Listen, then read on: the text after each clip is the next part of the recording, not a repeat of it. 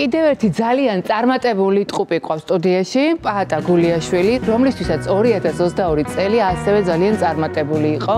მან გააკეთა რეიტინგული იუმორისტული შოუ, ასევე მეორე გადაცემა სიმღერა ჩაწერა, რომელსაც მილიონობით ნახვა აქვს. წლის მსახიობის ტიტული გადაეცა. პაატა გილოცავ. დიდი მადლობა ჩემო კარგო. მაგრამ ეს ფლირტი არ მომეწონა ასე ხმამაღლავად თქვა ეს ამბავი. გაგვიბაზრა ფაქტიურად. სამი ზოდიაქოს ნიშანი არის დიდოსტატი იუმორისა. ერთი არის კირჩხიბი, მეორე არის თევზები და მესამე არის ტყუპები. აი სწორედ ამიტომ წლის ყველაზე რეიტინგული იუმორისტი გახდა პაატა გულიაშვილი. გაითვალისწინე იუმორს გააჩნია. მეტი რა გითხრა პაპაო? წელი მოგვადგა კურდღელის. ვინც ცუდი თვალით შაფხედოი იმაი მე ვეღარ უშველი ამ სამ ნიშანს არის დახვეწილი იუმორი. ზოგადად ვიძახდი რომ კახური იუმორი არის დახვეწილი.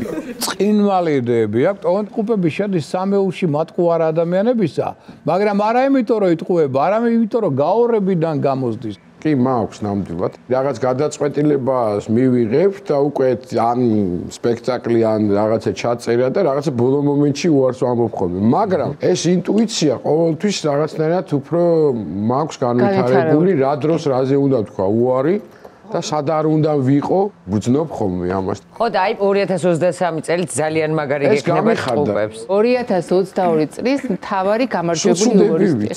ცუდი იყო. მოყევი ცუდი. უზელურები, მოყევი. ტყუპებზე მე გამახსენდა ჯერ მე მოვყვები. გულს ეკითხებიან რომ რა საყვარელი ტყუპები ყავს და მაი ერთია და სწრაფად დარბის. თვალით კი ვარ. კაცთა მივა ოფთალმოლოგთან და გამოიყვანს აივანზე. აი ამ ხეს ხედაო? აი მაგას კიო ხედაო. აი ცოტა იქით რო დგასო ხეო? იმასაც ხედაო. აი გორას თუ ხედაო? კიო ძალიან კარგად. იმის იქით რო არისო გორაო? იმის იქითაც რა თქმა უნდა ხედაო. აი იმის იქითო? კიო, აბა იმის იქით ვერც მე ვხედავ შენი დედაც მაგას.